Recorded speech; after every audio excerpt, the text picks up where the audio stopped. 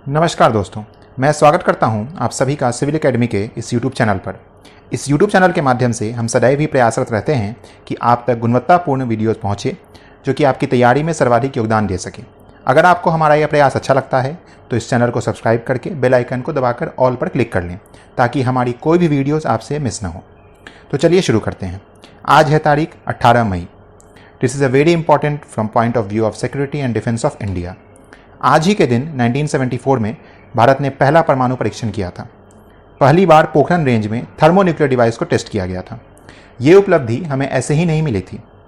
चलिए इतिहास के थोड़े और पन्ने पलटते हैं तो हम पाते हैं कि भारत के परमाणु शक्ति बनने की बीज भारत के स्वाधीन होने से पहले ही बो दी गई थी।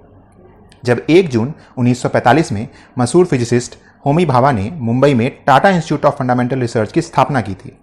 आज़ादी के बाद जवाहरलाल नेहरू की स्वीकृति के साथ ही न्यूक्लियर वेपन की डिज़ाइन और डेवलपमेंट में तेजी आई।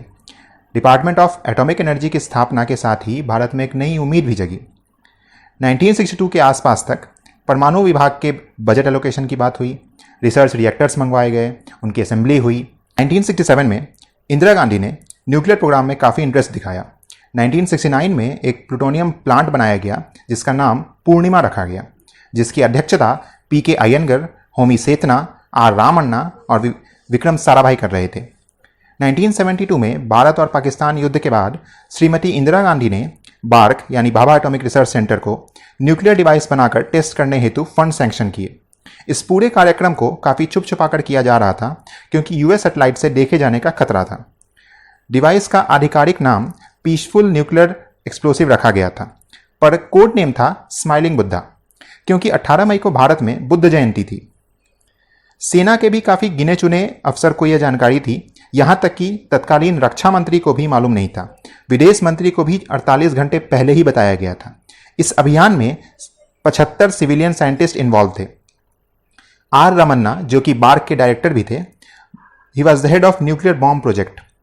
पीके अय्यंगार, जो कि बॉम्ब को डिज़ाइन भी किए थे और उन्होंने ही बॉम्ब को बनाया भी था। जो चीफ मेटलर्जिस्ट थे वो थे आर चिदम्बरम, और इम्प्लोजन सिस्टम के हेड थे एनएस वेंकटेशन। जो हमारा विस्फोटक सामग्री था उसका अध्यक्षता कर रहे थे WD पटवर्धना। कहा जाता है, और जो तथ्य हमारे सामने हैं उसमें ऐसा है कि 6 kg प्लूटोनियम यूज हुए थे, और जो पूरा बॉम्ब था उसको असेंबली हुई थी उसकी त्रॉम्बे में।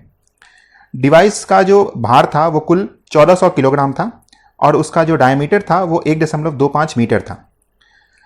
सुबह में 8:05 पर विस्फोट किया गया था, और पीटीआई की माने, जो प्रेस ट्रस्ट ऑफ इंडिया है, उसके हिसाब से अगर हम माने तो 8 से 12 किलोग्राम ऑफ टीएनटी का उसमें यील्ड था। ऐसा भी कहा जाता है कि जब यह विस्फोट हो गया, परीक्षण सफल हो गया, तब डॉक्टर रामन्ना ने पीएम को कॉल किया और कहा बुद्ध मुस्कुरा रहे हैं। डॉक्टर अब्दुल कलाम डीआरडीओ के रिप्रेजेंटेटिव बन के वहां पर गए थे। इसमें जितने भी साइंटिस्ट इन्वॉल्व थे उन सभी को पद्म विभूषण और पद्मश्री से सम्मानित किया गया था। इंदिरा गांधी ने अंतर्राष्ट्रीय समाज को यह कहा था, I will quote it, test was peaceful and there were no plans of militarising the nuclear programme.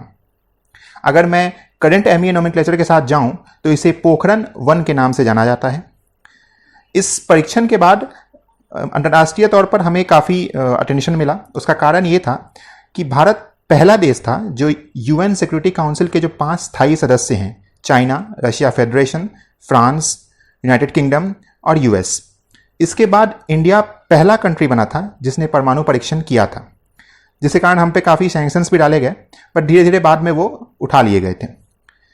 इसके बाद 1998 में 5 न्यूक्लियर टेस्ट किए गए, जिस पर एक मूवी भी बनी है परमाणु, जिसमें से 3 न्यूक्लियर टेस्ट 11 मई को किए गए और 2 न्यूक्लियर टेस्ट 13 मई को किए गए। इस पर हम भविष्य में एक और वीडियो के साथ हाजिर होंगे। तब तक के लिए धन्यवाद। लाइक और शेयर करना ना भूलें। वीडियो कैसा लगा कमेंट सेक्शन में ज़रूर बताएं। धन्यवाद।